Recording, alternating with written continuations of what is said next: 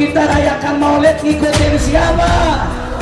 Panutan kita dalam perayaan maulid siapa? Yang kita jadikan contoh dalam perayaan maulid siapa? Kalau contohnya Rasulullah berarti baik atau buruk, mulia atau tercela, bid'ah atau berkah, bid'ah atau berkah, bid'ah atau berkah. Takbir.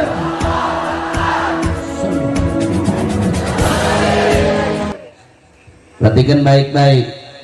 Jadi waktu diutus jadi nabi umur 40 tahun, Rasulullah akikah motong 2 kam. Menariknya kata Imam Suyuti, ternyata saudara ada riwayat yang menjelaskan dulu waktu Nabi umur 7 hari masih bayi, kakeknya Nabi Abdul Muttalib sudah mengakikahkan Nabi, saudara.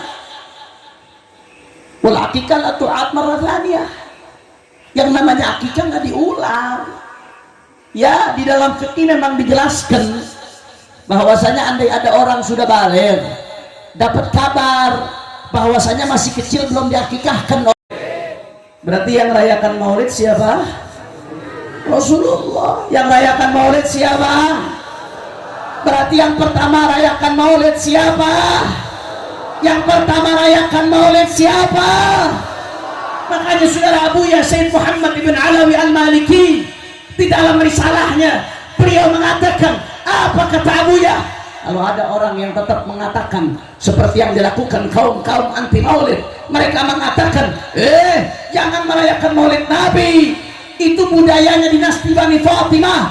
Yang pertama melakukan dinasti Bani Fatimah itu dinasti Syiah. Berarti perayaan maulid Nabi ini tradisi Syiah. Jangan merayakan maulid Nabi, itu tradisi Syiah. Saudara, kata Abu Ya Sayyid Muhammad ibn Alawi al-Maliki, kalau ada yang mengatakan seperti ini, antara 1 atau 2 kemungkinan, saudara. Imma an jahlan atau ta'amin 'anil haq. Kalau bukan karena bodoh, pura-pura buta terhadap kebenaran, saudara. Kalau kata orang Betawi, kalau nggak bego, belagak bego, saudara. Kalau kata orang Sumedang apa? Liar. Apa? Liar. Kira-kira jelas atau tidak? Jelas atau tidak? Jelas atau tidak? Jawab yang kompak. Kalau begitu pertama rayakan maulid siapa? Kalau begitu kita rayakan maulid ngikutin siapa? Panutan kita dalam perayaan maulid siapa? Yang kita jadikan contoh dalam perayaan maulid siapa? Kalau contohnya Rasulullah berarti baik atau buruk, mulia atau tercela, bid'ah atau berkah, bid'ah atau berkah, bid'ah atau berkah. Takbir. Sallu ala Nabi Muhammad. Kira-kira jelas atau tidak? Jadi kalau ada yang banyak, kenapa rayakan maulid Nabi? Jawabannya gampang. Yang pertama karena ngikutin Nabi. Alhamdulillah. Ya bisa beraha itu. Lanjut jangan. Bu. Ini ibu-ibu ribuan yang jawab cuma 20, jangan-jangan sisanya kuntilanak akhirnya. Bu. Masih semangat. Alhamdulillah. Ini kalau di Jakarta Pak Bu, di Jakarta jam 11:30 bencong baru dandan. Orang Sumedang jam 11:30 udah lemes, malu, saudara. Betul? Betul? Saya mau tanya sekali lagi, jawab yang kompak. Saya nih Pak Bu, ya, minggu ini kemarin malam Rabu di Aceh, malam Kemis di ujung Tangerang, malam Jumat di Kalimantan Selatan, malam Sabtu di Tangerang, Sabtu pagi, Sabtu malam di Serang, tadi pagi di Bogor, malam ini di Sumedang, tapi masih bisa teriak Alhamdulillah. Ya orang Sumedang nggak kemana-mana, lemes ye. Unyil. Jawab yang kompak, kira-kira masih semangat atau tidak? Kurang kompak, semangat atau tidak? Lanjut atau tidak? Saya mau dengar Sumedang semangatnya, angkat tangannya semua, takbir, takbir, Sallu ala Nabi. Itu yang pertama, saudara. Yang kedua, kenapa kita rayakan Maulid Nabi? Saudara, ibadallah, jawaban yang kedua, karena di dalam perayaan Maulid Nabi, di situ kita mendengar sejarahnya Nabi Muhammad. Di dalam perayaan Maulid Nabi, di situ kita mendengar akhlaknya Nabi Muhammad. Yang sholawat kok sedikit ini. Hati-hati, saudara. Lisan Anda kalau nggak bergerak ketika dengar nama Nabi, berarti Anda bukan orang pilihan Allah, saudara. Kita dengar akhlaknya Nabi Muhammad. Kita dengar bagaimana perjuangannya Nabi Muhammad. Kita dengar bagaimana jihadnya Nabi Muhammad. Kita dengar bagaimana amar ma'ruf nahi munkarnya Nabi Muhammad. Kita dengar bagaimana sabarnya Nabi Muhammad. Kita dengar bagaimana perjuangannya Nabi Muhammad sallallahu alaihi wasallam. Artinya apa, saudara? Semakin banyak perayaan Maulid Nabi, semakin banyak umat mendengar tentang baginda Nabi Muhammad sallallahu alaihi wasallam. Luar biasa, saudara. Sedangkan Allah sendiri mengatakan dalam Al-Quran, apa kata Allah Ta'ala? Faqala Ta'ala, wa kullan naqussu 'alaika min anba'ir rusul ma nuthabbitu bihi fu'adak. Apa kata Allah Ta'ala, saudara? Itu di Al-Quran dikisahkan kisah-kisah para nabi. Di Al-Quran Allah ceritakan kisah Nabi Allah Nuh alaihi salam. Ratusan tahun Nabi Allah Nuh berdakwah, pengikutnya hanya segelintir orang. Sabar Nabi Allah Nuh. Nabi Allah Ibrahim alaihi salam melawan kedurjanaan Fir'aun, kedurjanaan Namrud. Kalau sekarang kita melawan rezim paling dimasukin penjara. Nabi Allah Ibrahim bukan lagi penjara, api beliau dimasukkan, saudara. Sabar Nabi Allah Ibrahim. Di Al-Quran diceritakan bagaimana kisah Nabi Allah Musa alaihi salam melawan kedurjanaan Fir'aun. Sabar Nabi Allah Musa. Diceritakan kisah Nabi Allah Isa, diceritakan kisah para nabi. Allah katakan dalam Al-Quran, wa kullan naqussu 'alaika min anba'ir rusul. Wahai Muhammad, semua kisah-kisah nabi dan rasul yang kami kisahkan kepadamu, ma nuthabbitu bihi fu'adak, adalah kisah yang bisa memantapkan hatimu, wahai Muhammad. Saudara, timbul tanda tanya. Kalau Anda perhatikan dengan baik, timbul tanda tanya, saudara. Bukankah Rasulullah imannya sudah sempurna?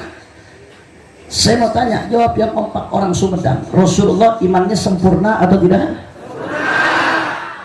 Nggak ada yang imannya lebih sempurna dari Rasulullah, saudara. Kalau ada yang meragukan kesempurnaan iman Rasulullah, berarti iman dia yang bermasalah, saudara. Majelis Maulid Nabi, saudara. Artinya apa? Kita hadir Maulid Nabi, mendengarkan kisah-kisah Nabi, manuthabbitu bihi fu'adak, supaya hati kita mantap ibadah Allah, supaya hati kita kokoh.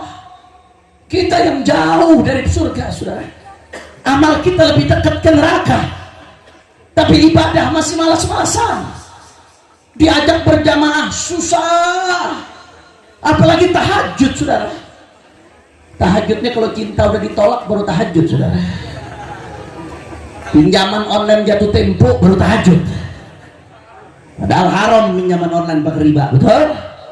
Betul. Udah divonis sama dokter mau mati baru tahajud, saudara. Padahal dia lebih jauh dari surga. Tapi begitu hadir majelis Maulid Nabi, dia dengar riwayat bagaimana ibadahnya Rasulullah. Karena sallallahu alaihi wasallam, beliau sholat hatta tawarramat gadamah, sampai dua kaki Nabi bengkak terkilir, saudara. Rasulullah sholat sampai kakinya bengkak. Ini yang sholat sampai kakinya bengkak Rasulullah, yang sudah pasti masuk surga, pemimpin para nabi, derajatnya paling tinggi, bahkan dari Allah. Surga tidak akan dibuka sebelum dimasuki Sayyidina Muhammad. Saudara, Rasulullah yang udah punya kunci surga, sholat sampai kakinya bengkak, saudara. Saya mau tanya, jawab yang jujur, yang kompak. Kalau dengar seperti ini, kita malu atau tidak? Malu atau tidak? Ini fungsinya kita hadir maulid, saudara, supaya manusia pintu bihi fuadak, keluar dari majelis maulid makin mantap ibadah kita, saudara. Betul. Apalagi soal istighfar, masya Allah, kita yang bikin dosa pagi, siang, sore, malam, Pak Bu. Dosa kepada Allah, dosa kepada manusia, dosa kepada orang tua, dosa kepada guru, dosa kepada sesama. Kita buat dosa pagi, siang, sore, malam, tapi masih enggan buat istighfar, ibadah Allah. Sekalipun kita beristighfar, istighfar kita seperti orang munafik, saudara. Lisan beristighfar, tapi hati tidak ada penyesalan kepada Allah, saudara. Sampai-sampai Rabi'atul Adawiyah mengatakan apa, Pak? Bu, istighfaruna yahtad ilal istighfar. Istighfar kita butuh diistighfari. Masya Allah, begitu kita hadir maulid Nabi, saudara, kita yang malas beristighfar, dengar riwayat bahwasanya Rasulullah, saudara, yastaghfiru fi kulli yawmin, dalam riwayat sahih akthar min mi'ata marrah, istighfar lebih dari 100 kali, saudara, dalam riwayat sahih. Berapa kali Rasulullah istighfar sehari? Berapa kali? Jawab yang kompak, berapa kali? 100, Pak Bu. Ini yang istighfar 100 kali Rasulullah, yang maksum, yang nggak punya dosa, yang sudah pasti masuk surga, tapi istighfarnya tidak kurang dari 100 kali. Sedangkan kita yang berlumur dosa enggan beristighfar. Saya mau tanya, jawab yang jujur. Kalau dengar seperti ini, malu atau tidak? Malu atau tidak? Malu tapi itu biifadah. Supaya mantap kita punya hati. Ini fungsinya kita ada maulid, saudara. Pahami dengan baik. Jangan sampai keluar masuk majelis maulid 2 bulan berturut-turut hadir dari maulid ke maulid, gak ada perubahan, saudara. Apa buahnya maulid yang kita hadiri kepada Allah? Belum lagi kalau bicara soal perjuangan prinsip kepada Allah. Mohon maaf, saya harus bicara pedas sedikit, saudara.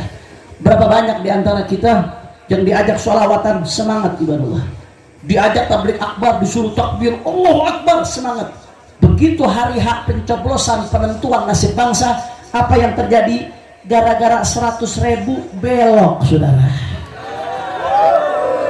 Banyak nggak yang begitu? Jawab yang kompak, banyak atau tidak?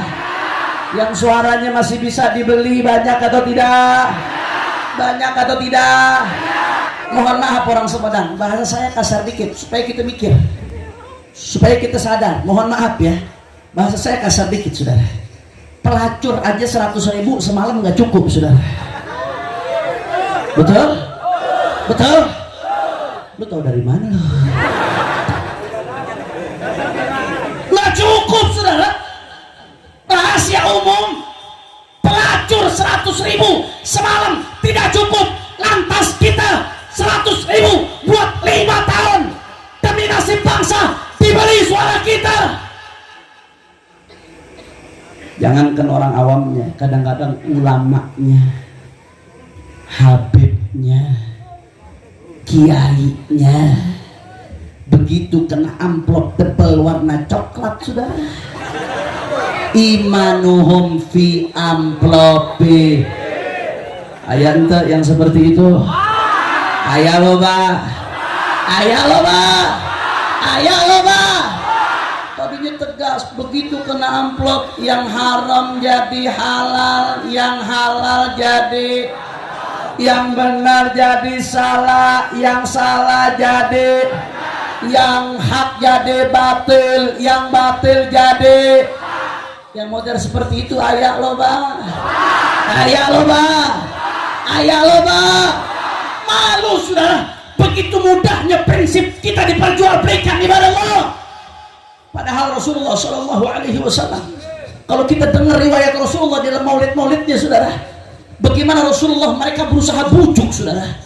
Jangan anda pikir mereka nggak berusaha bujuk Rasulullah. Mereka berusaha bujuk Rasulullah, saudara. Tapi Rasulullah nggak bisa dibeli ibadah Allah. Dari dulu, Pak, yang namanya strategi orang kafir dari dulu nggak berubah. Rangkul, kalau nggak bisa rangkul, pukul. Itu strategi musuh Islam dari dulu sampai sekarang, saudara. Rangkul, kalau nggak bisa rangkul, pukul. Peluk, kalau nggak bisa peluk, gebuk. Itu dari dulu, saudara. mereka berusaha bunuh Rasulullah, saudara. Sebelum hijrah mereka udah bujuk Rasulullah, saudara. Apa yang mereka bujuk? Dia datang ke Nabi, "Hei Muhammad," ini orang kafir bukan saya kasih contoh doang. "Kau ingin harta? Kami jadikan kau orang paling kaya di Mekah. Syaratnya satu, diam, jangan lanjutkan dakwahmu. Kau ingin wanita? Kami berikan kau wanita paling cantik. Kau ingin tahta? Kami jadikan kau raja di tempat ini. Yang penting jangan kau lanjutkan dakwahmu," saudara. Dibujuk kita punya Nabi. Tapi apa jawaban Rasulullah, saudara? "Syamsa biyamini wal qamara biyasari ala an atruka hadal amr wallahi lan atrukahu hatta adharahu Allah au ahlik dunah." Apa kata Nabi, saudara? Jangankan harta, jangankan tahta, jangankan wanita. Andai matahari mereka taruh di telapak tangan kananku, bulan mereka taruh di telapak tangan kiriku, supaya aku tinggalkan dakwah ini, supaya aku diam, supaya aku bungkam, demi Allah, aku tidak akan berhenti sampai diberikan kemenangan oleh Allah atau mati bersimbah darah, saudara. Takbir, takbir, takbir. Saya mau tanya masyarakat Sumedang, jawab yang kompak. Rasulullah prinsipnya kokoh atau tidak? Gerak keras. Rasulullah prinsipnya kokoh atau tidak? Tegar atau tidak? Mantap atau tidak?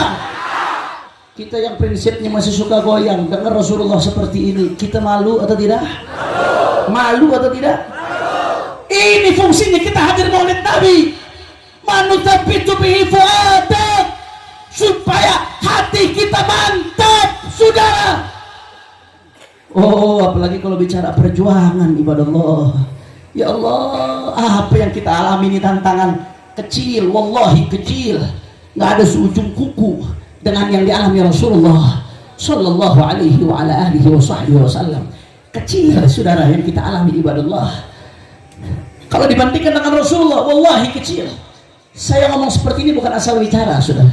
Saya begini-begini pernah mondok 1 tahun di pondok pesantren Mabes Polri, saudara. Ada yang mau daftar di pondok pesantren Mabes Polri? Ada yang mau daftar? Penjara di kantornya Sambo. Tapi gua kagak belajar sama Sambo ya. Satu kamar dengan imam besar Sayyidil Walid Al-Habib Muhammad Rizik bin Husain bin Syihab. Mudah-mudahan beliau dijaga, dimenangkan oleh Allah. Amin ya rabbal alamin, saudara. Saya ngalamin tahun 2018 turun dari pesawat di bandara, bukan disambut pakai hadroh di Manado, saudara. Bukan disambut pakai marching band, bukan disambut pakai protokoler, disambut pakai pedang, disambut pakai tombak, disambut pakai panah, mau dibunuh, saudara. Saya ngalamin dakwah dari satu tempat ke tempat lain. Panitia diintimidasi, kami diintimidasi, ditekan, diteror dan lain sebagainya. Ngalamin, saudara. Tapi wallahi, kalau kita lihat sejarah Rasulullah yang saya alami, yang para habaib kiai alami saat ini, demi Allah, tidak ada seujung kuku kalau dibanding, saudara. Abu Lahab, pamannya Nabi, saudara, paman. Apa yang dilakukan Abu Lahab? Hampir setiap hari lempari kotoran depan rumah Rasulullah, saudara. Sampai-sampai Rasulullah mengatakan, ayu jiwarin hada, tetangga macam apa seperti ini, kata Rasulullah. Katakan kepadanya, siapa saat ini habib, ulama, kiai yang keras perjuangannya sekalipun, yang setiap hari dilempari kotoran depan rumahnya oleh pamannya sendiri. Katakan kepada saya, siapa? Tunjukkan kepada saya, saudara. Abu Jahal Asy-Syaqi, seorang celaka Abu Jahal.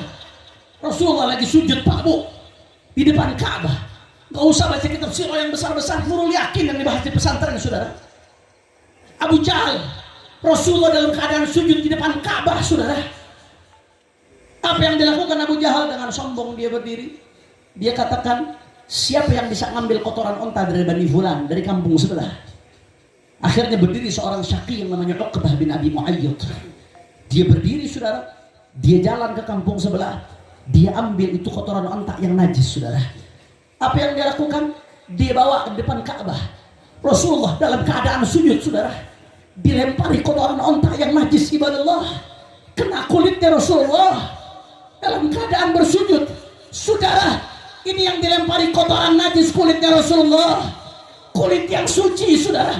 Kulit yang lalat pun gak bisa hinggap di kulit tersebut, saudara. Kulit yang keringatnya lebih wangi dari misik, saudara. Kulit yang kita berangan-angan untuk menciumnya, saudara. Kulit yang gak akan pernah dibakar neraka. Kulit yang ketika Isra Mi'raj, Jibril tidak bisa menembus Sidratul Muntaha, tapi yang bisa menembusnya kulit Sayyiduna Muhammad. Kulit ini dilempari kotoran kepada Allah. Saat itu sahabat jumlahnya sedikit. Kufar Quraisy tertawa terbahak-bahak melihat ini, saudara. Puas mereka kepada Allah. Rasulullah tetap sujud dalam keadaan di atasnya ada kotoran ibadah Allah. Sampai datang putri tercinta Sayyidatuna Fatimah Az-Zahra radhiyallahu anha, al-Batul, wanita yang suci, darah dagingnya Rasulullah. Saudara, Sayyidatuna Fatimah datang dengan tangan sucinya, saudara. Beliau yang bersihkan kotoran dari atas kulitnya Rasulullah sallallahu alaihi wasallam. Ini yang bersihkan kotoran Fatimah. Anda bisa lihat habaib yang ada di sini. Mereka lahir dari rahim yang dilahirkan oleh Fatimah. Tangan yang suci ini yang memimpin wanita surga. Tangan ini yang bersihkan kotoran dari Rasulullah. Tahan dulu. Masih ngetes.